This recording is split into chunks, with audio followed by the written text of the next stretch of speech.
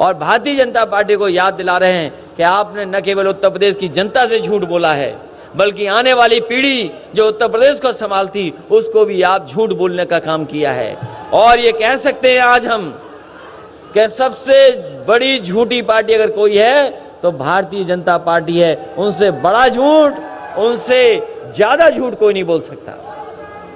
कोई बोल सकता है उनसे ज्यादा झूठ? इसलिए महंगाई के खिलाफ और बेरोजगारी के खिलाफ और हमारे किसानों के साथ जो धोखा हुआ, अन्याय हुआ है, जो हमारे अल्पसंख्यक साथियों के साथ जो अपमान हुआ है, उन सब का इस बार 22 में आपको हिसाब किताब देना। और जो हमारे बाबा मुख्यमंत्री जी ने पूर्वांचल एक्सप्रेस से खराब किया है, अगर आप तेज चले तो हो सकता है पेट भी दर्द हो, कमर भी खराब हो जाए। और भारतीय जनता पार्टी के लोग अब तो जो चीजें उनको भी बेच रहे हैं। जब सब चीजें बिक जाएंगी तो बताओ हमारे आपके लिए क्या बचेगा? और जिस तरीके से समाजवादी सरकार सड़क बना रही थी तो आपके इस सड़क का डिवाइडर चौड़ा होता 12 मीटर होता, लेकिन बाबा जी ने कभी सड़क तो बनाई नहीं। हाथ में कुछ और थामा, जिसके कारण 12 मीटर का डिवाइडर छोटा हो गया। पता नहीं क्या किया उन्होंने कि 12 मीटर का छोटा कर दिया डिवाइडर। और ये सड़क, इस सड़क पर मैंने कहा था और मैंने कई बार कहा, जब चुनाव में आया तब भी मैंने कहा कि समाजवादी सरकार रहेगी और समाजवादी सरकार होती तो इस सड़क पर का उद्घाटन वैसे ही होता जैसे उद्घाटन हमने वहां पर आगरा लखनऊ में किया था। हवाई जहाज उतार दिए थे उस पर। ये सरकार उतारे चाहे न उतारे, लेकिन आने वाले समय में समाजवादी सरकार बन रही है, दोबारा हवाई जहाज सड़क पर उतरेंगे, तभी उद्घाटन इस सड़क का होगा। समाजवादी पार्टी के जिला अध्यक्ष हवलदार यादव जी, पार्टी के बहुत ही वरिष्ठ नेता आदरणीय बलराम जी, आदरणीय दुर्गा प्रसाद जी, पूर्व में रहे मंत्री चंद्रदेव जी, बहुत ही ईमानदार और समाजवादी पार्टी के समर्पित नेता आदरणीय आलमबदी जी, कल्पनाथ पासवान जी, विधायक संग्राम जी, विधायक नफीस अहमद, पूर्व सांसद रमाकांत जी, पूर्व सांसद नंद किशोर जी, पूर्व सांसद दरोगा प्रसाद जी, श्याम बहादुर, आदिल शेख, बेचई सरोज जी, हमारे नामारासी अखिलेश, जयराम पटेल जी, आईपी सिंह साहब, डॉक्टर अभिषेक राय, डॉक्टर रामदुला राजभर जी, कृपलाल सोनकर जी, विजय यादव जिला पंचायत अध्यक्ष, मीरा यादव जी पूर्व जिला पंचायत अध्यक्ष, आदरणीय विद्या चौधरी जी और बड़ी संख्या में समाजवादी साथी जो मंच पर उपस्थित हैं।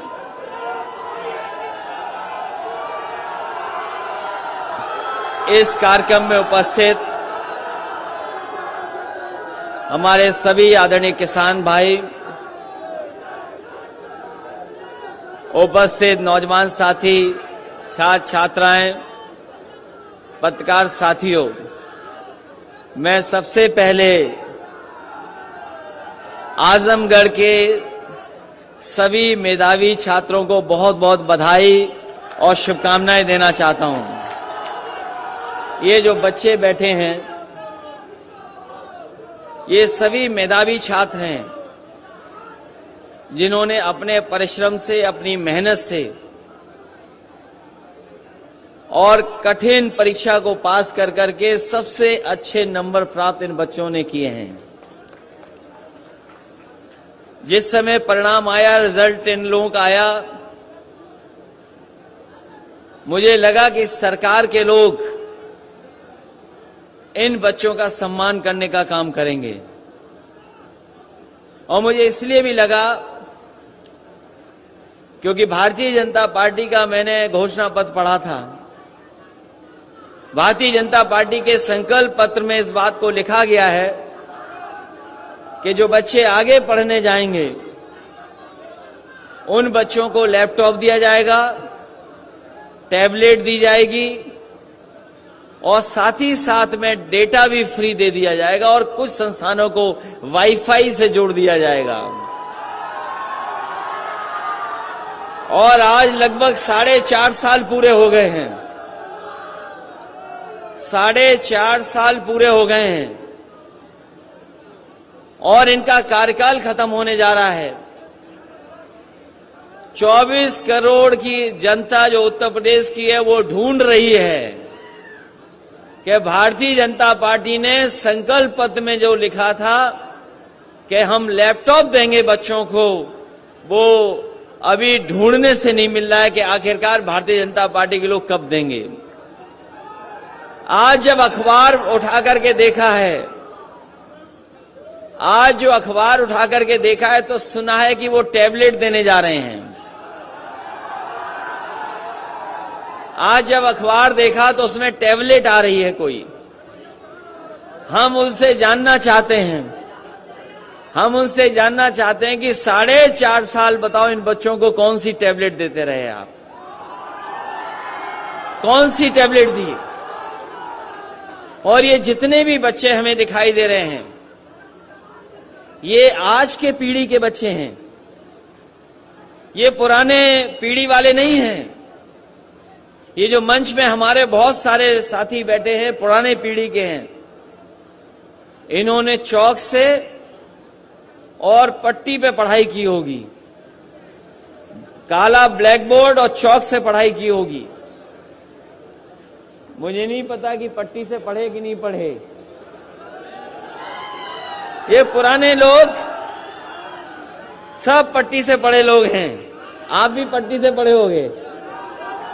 लेकिन ये जमाना बदला है, ये जमाना बदला है, नई पीढ़ी आई है और नई पीढ़ी जहां पुराने तरीके से पढ़ रही है वहीं जो नई तरीके से पढ़ाई हो सकती है और जिस तरीके से एक सीमा थी कि इसके आगे हम जानकारी हासिल नहीं कर सकते हैं, लेकिन ये जो नई पीढ़ी हमें दिखाई दे रही है वो पीढ़ी ऐसी है जो केवल भारत की जानकारी नहीं रखती है बल्कि दुनिया की भी अगर वो जानकारी हासिल करना चाहेगी तो उसके पास आज माध्यम है जिसकी वजह से वो दुनिया की जानकारी की हासिल कर लेते हैं।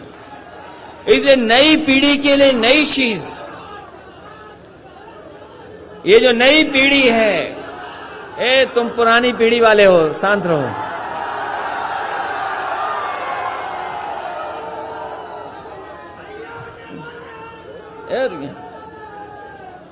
तो जो पुरानी पीढ़ी थी, पुरानी तरीके से पढ़ाई करती थी, बुजुर्ग हमारे पीछे बैठे होंगे,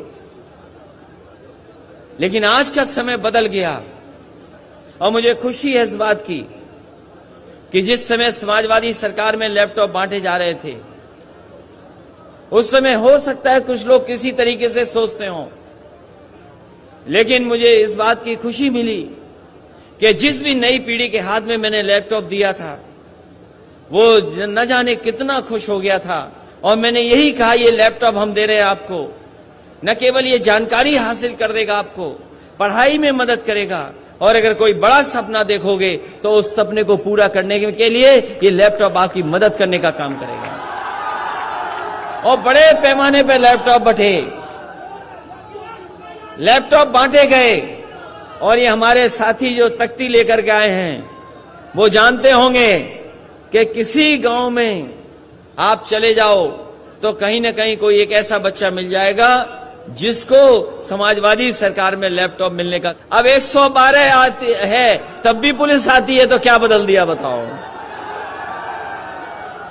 जब 100 नंबर था तब भी पुलिस आती थी बुलाने पर, और अब 112 है तब भी पुलिस आ रही है, तो क्या बदल दिया इन्होंने। 100 नंबर था तो पुलिस बेईमान नहीं थी, लेकिन 112 करते ही पुलिस को पता नहीं क्या हो गया। ये नाम बदलने वाली, रंग बदलने वाली सरकार, नाम बदलने वाली, रंग बदलने वाली और शिलान्यास का शिलान्यास करने वाली, उद्घाटन का उद्घाटन वाले करने वाली सरकार है।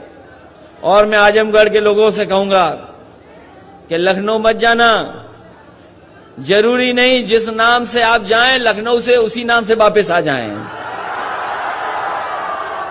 वहां जो बैठे हैं उनका विकास ही नाम बदलना है।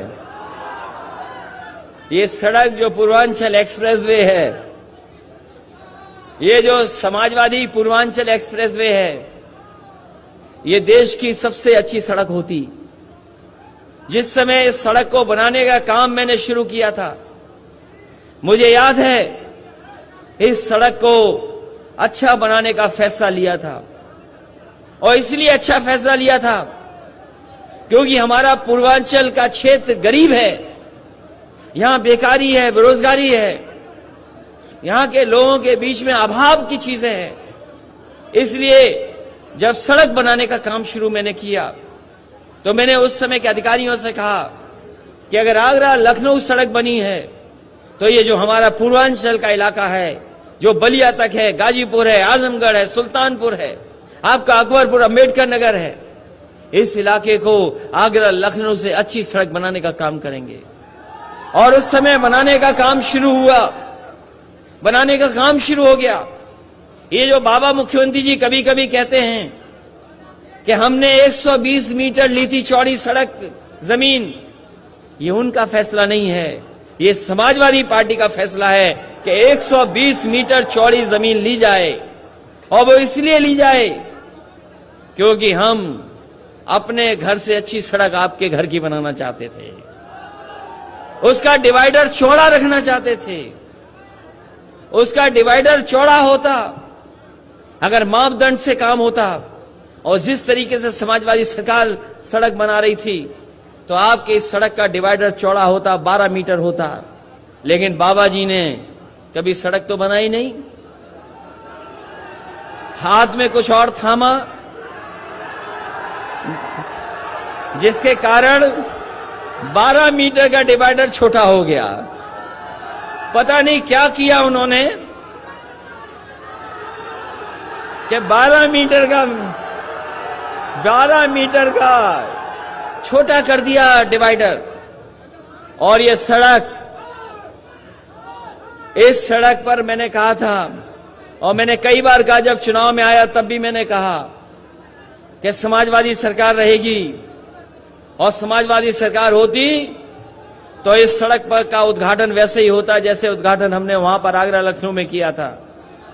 हवाई जहाज उतार दिए थे उस पर। ये सरकार उतारे चाहे न उतारे, लेकिन आने वाले समय में समाजवादी सरकार बन रही है, दोबारा हवाई जहाज सड़क पर उतरेंगे, तभी उद्घाटन इस सड़क का होगा। हवाई जहाज उतारने का काम करेंगे और जो लोग सड़क पे हवाई जहाज उतार दें तो अगर दोबारा आप लोग आशीर्वाद दोगे तो सोचो कितना गरीबों के लिए समाजवादी लोग काम करने का काम करेंगे। ये सड़क खराब कर दी। ये सड़क जितनी अच्छी बननी चाहिए थी नहीं बनाई सरकार ने। इस सड़क पे चलो, ये जो सीमेंट वाली सड़क है, जो अगर तेज चलोगे तो पेट दर्द हो जाएगा, अगर और तेज चलोगे तो थोड़े बहुत पढ़े लिखे छात्र नौजवान हैं, आपके कमर दर्द हो जाएगा। और जो हमारे बाबा मुख्यमंत्री जी ने पूर्वांचल एक्सप्रेस से खराब किया है, अगर आप तेज चले तो हो सकता है पेट भी दर्द हो, कमर भी खराब हो जाए। इस सड़क की क्वालिटी खराब कर दी। इस सड़क को अच्छा बनना था और केवल इसलिए कि ये हम सस्ती बना रहे हैं, सस्ती बना रहे हैं। मुझे याद है आपके लोग मंत्री थे, आदरणीय बलराम जी मंत्री थे, दुर्गा जी मंत्री थे, और लोग भी सरकार में थे। इसका शिलान्यास हुआ था वहां पर विधानसभा के सामने, और जब शिलान्यास किया था तब देश की सबसे बेहतरीन कंपनियां काम करने जा रही थीं, जो देश की सबसे अच्छी कंपनियां हैं, जो देश के सबसे बड़े काम किए हैं। जिस कंपनी ने सरदार पटेल जी की प्रतिमा लगाई है वो कंपनी काम करती यहां पर। लेकिन बाबा जी को पता नहीं क्या समझ में आया, अपने ठेकेदारों में उस कंपनी को भगा दिया, अपने लोग बुला लिए। ये उनके अपने लोग हैं, इसीलिए सड़क अच्छी नहीं बनी है। बताओ इससे अच्छी सड़क कहीं हो तो बता दो आप, अगर कहीं देखी हो सड़क इससे अच्छी। और ये सड़क इसलिए बनी, इसके किनारे हमारे किसानों के लिए मंडी बनती, मंडी में ऐसी व्यवस्था करते कि आपके खेत में जो पैदा होता है उसकी सही कीमत मिलने का काम होता वहां पर। और हमें कारोबार के लिए अगर जमीन देनी पड़ती तो हम अपने आजमगढ़ और पूर्वांचल के लोग कह करके जा रहे हैं, जब समाजवादी सरकार थी उत्तर प्रदेश में जगह जगह अमूल, मदर डेयरी या सरकार के प्लांट दूध वाले लगे थे, डेयरी के चीजों को बढ़ाने का काम किया था। समाजवादी सरकार बनी तो चाहे आजमगढ़ हो, पूर्वांचल हो, जहां मंडी है और दूध को अच्छी डेयरी बनाने का इंतजाम भी समाजवादी लोग करेंगे, जिससे हमारे किसानों के भला हो, किसानों का लाभ हो। अगर खेती में सही कीमत मिल जाए, अगर जो हमारे दूध पैदा करने वाले किसान अगर कुछ उनको जानवर रख करके अपने घर परिवार की आर्थिक स्थिति ठीक कर सकें और कोई ऐसी डेयरी खुल जाए जो उसी दिन पैसा दे दे उन्हें, तो उस तरह का इंतजाम आने वाले समय में समाजवादी लोग करके दिखाएंगे, जिससे हमारे गरीब किसानों को भला हो जाए, उनको लाभ पहुंच जाए। जहां तक सवाल महंगाई का है, जो लोग मोटरसाइकिल चलाते होंगे वो जानते होंगे मोटरसाइकिल में कितने का पड़ रहा है पेट्रोल, डीजल कहां पहुंच रहा है। पेट्रोल 100 से पार हो गया कि नहीं हो गया? 100 से पार हो गया पेट्रोल। ये सरकार इशारा कर रही है आपको, ये सरकार इशारा कर रही है, ये सरकार इशारा कर रही है मोटरसाइकिल की जगह साइकिल चलाओ, न डीजल न पेट्रोल। और बताओ कितनी की कीमत हो गई सिलेंडर वाला जो महंगे बांटा था। जनता को लालच दिया, जिस तरीके से अंग्रेजों ने कभी चाय पिला करके चस्का लगा दिया चाय का।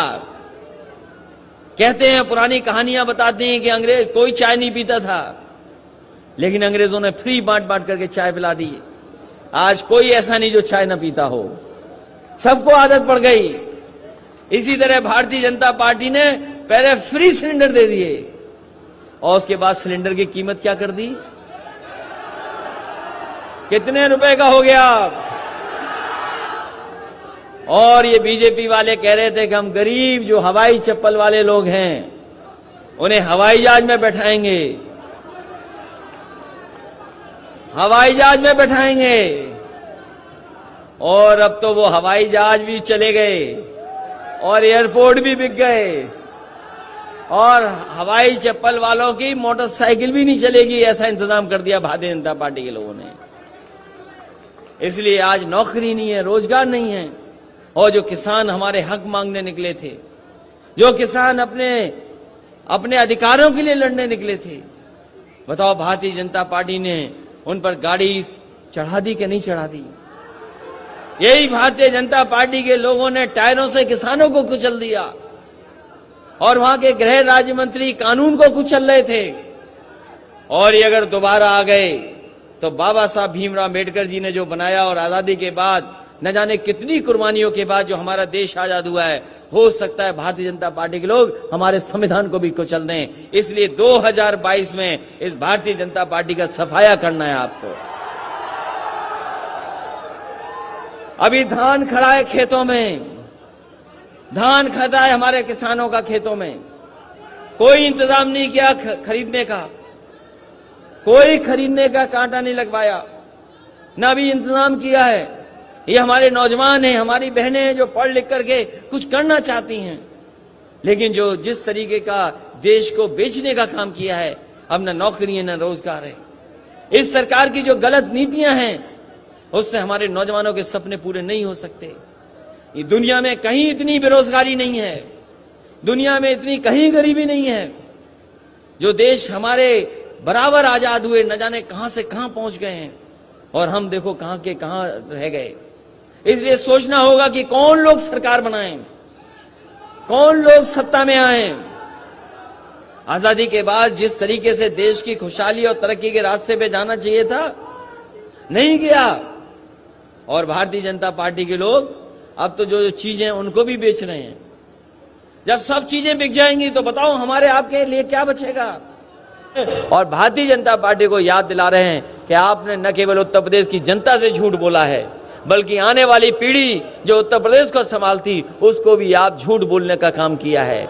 और ये कह सकते हैं आज हम कि सबसे बड़ी झूठी पार्टी अगर कोई है तो भारतीय जनता पार्टी है। उनसे बड़ा झूठ, उनसे ज्यादा झूठ कोई नहीं बोल सकता। कोई बोल सकता है उनसे ज्यादा झूठ। इसलिए महंगाई के खिलाफ और बेरोजगारी के खिलाफ और हमारे किसानों के साथ जो धोखा हुआ, अन्याय हुआ है, जो हमारे अल्पसंख्यक साथियों के साथ जो अपमान हुआ है, उन सब का इस बार 22 में आपको हिसाब किताब लेना है। इन्हीं शब्दों के साथ एक बार फिर मैं श्री दुर्गा जी इंटर कॉलेज और उनके प्रबंधक, दुर्गा जी इंटर कॉलेज के पूरे प्रबंधक और परिवार को मैं धन्यवाद देना चाहता हूं कि उन्होंने मौका दिया अपने स्कूल के कैंपस में हमें लैपटॉप वितरण कराने के लिए। और बच्चों को भी धन्यवाद देना है जो छात्र छात्राएं आई हैं। अगर ये लोग नहीं आए होते तो शायद इनका सम्मान कम होता। इनका सम्मान बढ़ाने के लिए जो आप लोग आए, मैं आप सभी का बहुत बहुत धन्यवाद देता हूं, बहुत बहुत बधाई देता हूं। और ये हमारे अटेवा के लोगों, तुम्हारी पेंशन किसने छीनी? तुम्हारी पेंशन किसने छीनी? नाम बताओ पहले। बीजेपी ने? तुम्हारी किसने छीनी थी ये पेंशन वाला मामला? बीजेपी ने कि नहीं? बीजेपी ने। अरे भाई ये, हाँ ये सही बोल रहे, बीजेपी ने छीनी थी। इसलिए छात्र छात्राओं की नौकरी का इंतजाम कैसे हो? बीएड, बीटीसी, शिक्षा मित्र और बीपीएड वाले तमाम हमारे लोग हैं। एक लोग ले लो, इनसे ज्ञापन ले लो एक लोगों से। इसलिए समाजवादियों की मदद करिए जिससे आपके कुछ समस्या का समाधान हो सके। आप ज्ञापन दे देना, आपकी समस्या का समाधान हो सके। मेरा निवेदन है सभी लोगों से, ये जो तख्ती लेकर के आए हैं, अभी लैपटॉप बट रहा है, उसके बाद पार्टी का गाना होगा। अभी लैपटॉप बटने दीजिए। मैं आप सबका बहुत बहुत धन्यवाद देता हूं।